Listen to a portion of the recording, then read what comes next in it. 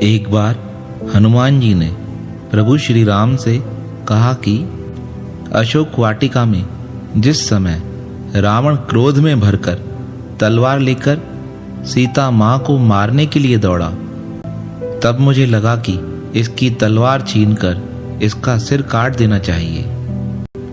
किंतु अगले ही क्षण मैंने देखा कि मंदोदरी ने रावण का हाथ पकड़ लिया है। यह देखकर मैं गदगद हो गया।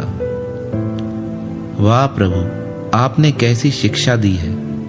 यदि मैं माँ सीता को बचाने के लिए कूद पड़ता तो मुझे भ्रम हो जाता कि यदि मैं न होता तो माँ सीता को कौन बचा पाता। बहुधा इंसानों को ऐसा भ्रम हो ही जाता है। मुझे भी लगता कि यदि मैं न होता तो सीता को कौन बचाता।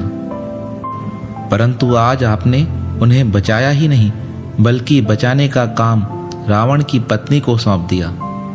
तब मैं समझ गया कि आप जिससे जो कार्य लेना चाहते हैं वह उसी से लेते हैं, किसी का कोई महत्व नहीं है। हनुमान जी तब और अधिक कहने लगे।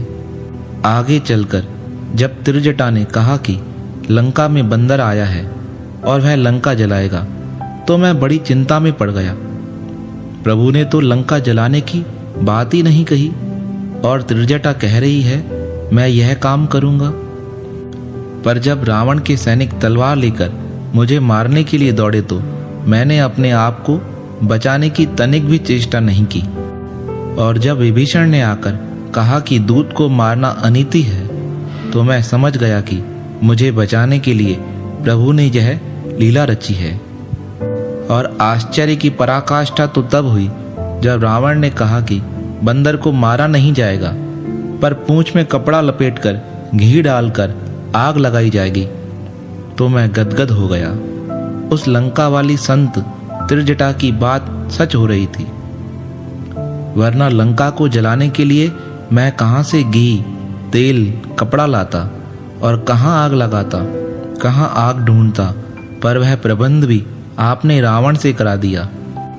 हे प्रभु, जब आप रावण से भी अपना काम करा लेते हैं तो मुझसे करा लेने में आश्चर्य की क्या बात है। हम और आप तो केवल निमित्त मात्र हैं। इसलिए कभी भी यह भ्रम न पालें कि मैं न होता तो क्या होता, और यदि मैं नहीं रहूंगा तो क्या होगा। मनुष्य व्यर्थ में ही स्वयं को कर्ता समझकर अपने अहंकार में डूब जाता है। यह एक कथा नहीं, हम सब लोगों के लिए सीख है। इसलिए हमेशा याद रखें कि संसार में जो कुछ भी हो रहा है वह सब ईश्वरीय विधान है।